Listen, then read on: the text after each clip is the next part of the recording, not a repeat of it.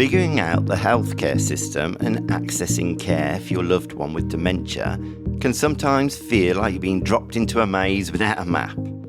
You're trying to understand MyGov, Carer Gateway, residential care, geriatricians and GPs, who all speak a language you quickly need to become fluent in.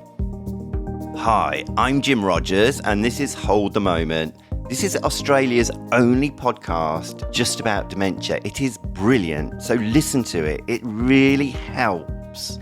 If you're feeling lost, you're not alone, and there are things you can do to try and streamline and simplify your caring responsibilities.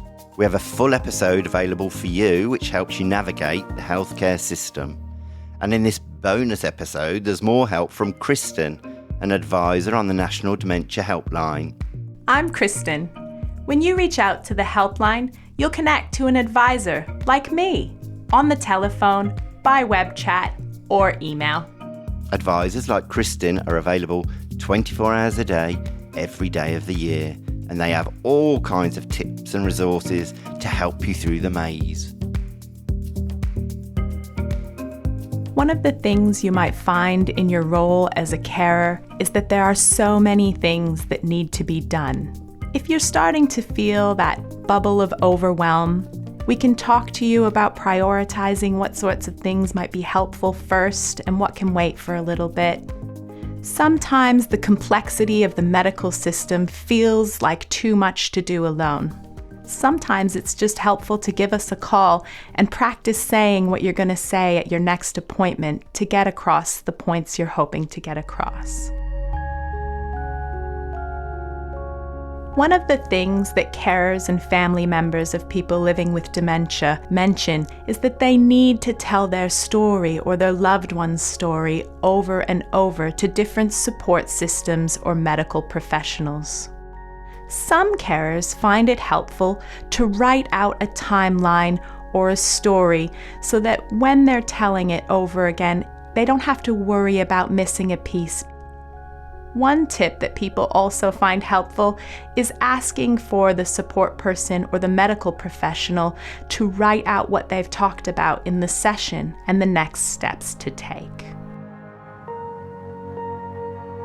One of the times that you might reach out for support is when you're considering residential care for your loved one who's living with dementia. If you're interested, we offer a workshop specifically called Considering Residential Care, so that carers can talk about and consider what sorts of questions they might want to ask and what sorts of things are important to them and their loved one when they're looking at care options. You might be feeling all sorts of different things when you're considering the next step. One of the things that you might be feeling is guilt, or that somehow you've failed your loved one. You might find that it is unrealistic to look after yourself and someone else 24 hours a day, every day of the year. As that happens, you might want to talk through your feelings as you support your loved one as they move into residential care and you navigate the new role that you have in their lives. Sometimes carers aren't quite sure who to call. If you're looking for something like care at home, are you supposed to reach out to My Aged Care? Are you supposed to reach out to Carer Gateway?